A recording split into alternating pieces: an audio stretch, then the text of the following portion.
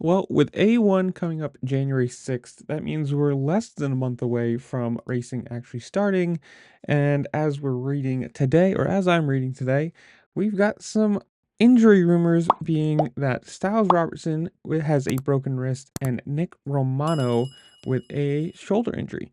So that means, obviously, with less than a month, if they're injured right now, they're racing the East, so that would be Deegan and Thrasher in the West, I think, if that would have to be, if I'm doing my mental math correctly, I think they'd have to be the ones racing. So you're going to see Deegan in the West racing A1 for his title, and to me, that's exciting. And for these guys, it sucks. I mean, obviously, getting injured right before the season is something you definitely don't want to do, but at least if they're racing the East, that's probably fine.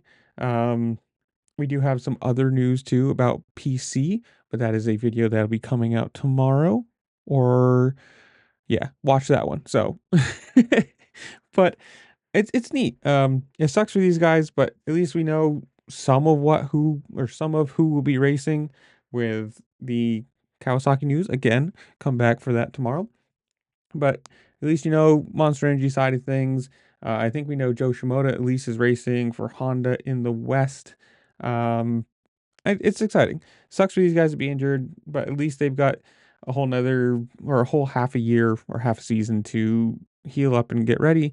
And they'll be, at least we know too, they'll be racing the East, and we'll see how that goes. But again, in the comments below, you guys tell me, who do you think is going to win the West? Who do you think is going to win the 450 championship in general? Who are you excited to see? Are you excited to see Joe Shimoda on the Honda instead of the Kawasaki, or any of these people who have moved into that?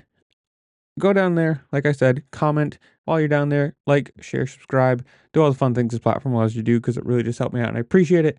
And with that, I will see y'all later. Peace.